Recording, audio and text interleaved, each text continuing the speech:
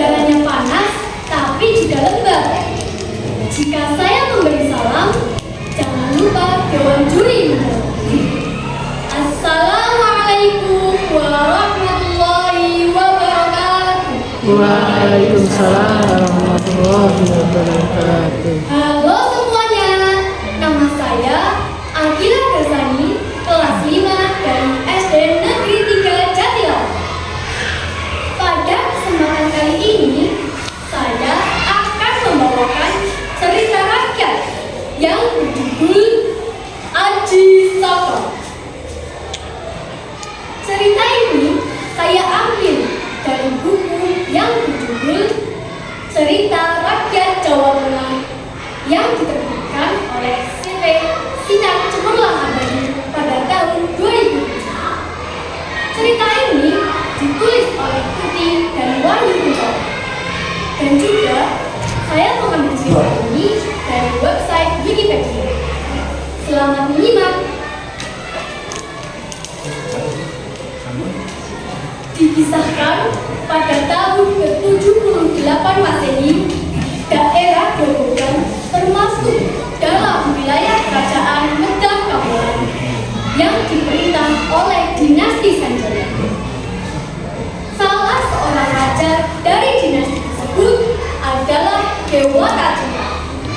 Ia adalah seorang yang berasal dari bangsa Grobogan. Dewata Cengkar juga dikenal dengan wataknya yang kejam, bengis, dan sewenang.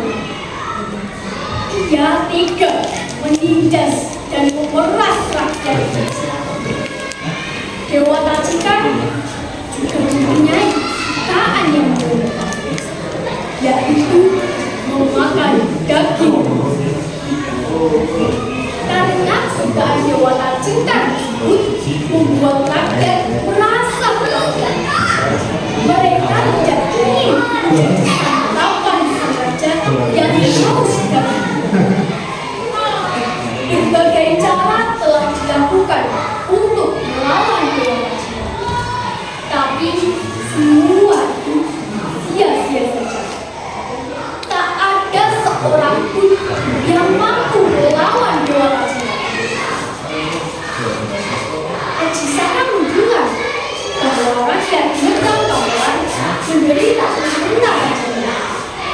Mengetahui itu, Aji Saka bergegas pergi ke kerajaan Medang Kamolan. Diceritakan, Aji Saka menitipkan keris pusakanya pada Sembodo di bumi tersebut.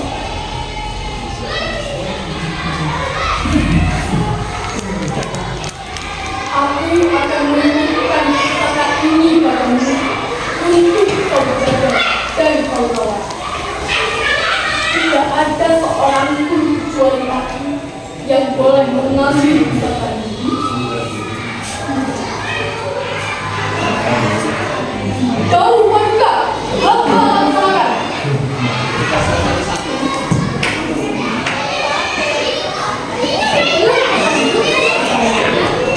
Aji Saka membawa bola untuk mengiris pusakanya di bumi itu. Namun, saat Dora memberitahukan kepada Sembodo bahwa Aji Saka memerintah dirinya untuk mengambil pusaka, Sembodo tidak memberikannya karena ia ingat pesan Aji Saka. Tidak ada seorang pun kecuali aku yang boleh mengambil pusakanya. Dora dan Sembodo mencurigai bahwa masing-masing pihak yang lain akan mencuri pusaka. Akhirnya, mereka bertarung satu sama lain untuk menjalankan amanat Aji Saka dalam menjaga pusaka. Karena kesaktian mereka sama, maka mereka menang. Beberapa waktu kemudian, Aji Saka muncul di kerajaan Medang Kamolan. Ia seorang pengembara yang merasa prihatin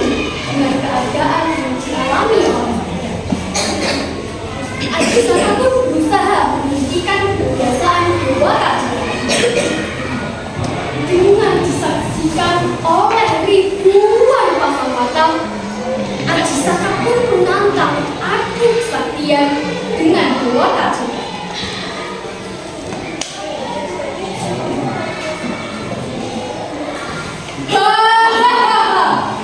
Kau yakin mau menantangku, anak muda?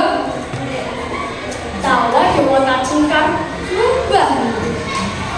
Ajisaka tersenyum melihat Dewa Tachika.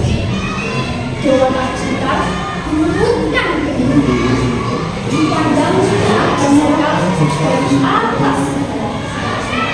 Dia berkata mengelilingi.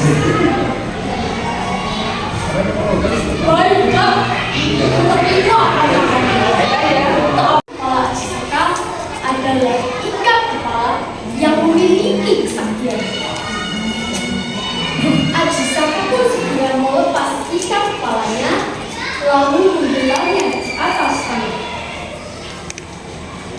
Ajaib! Ikat kepala itu menjadi melebar. Dewa Tachika pun menggeser tempat berdiri. Hal itu terus berlangsung seiring dengan bertambahnya ikat kepala Ajisaka. Hingga akhirnya Dewa Tachika tercebur di laut selatan.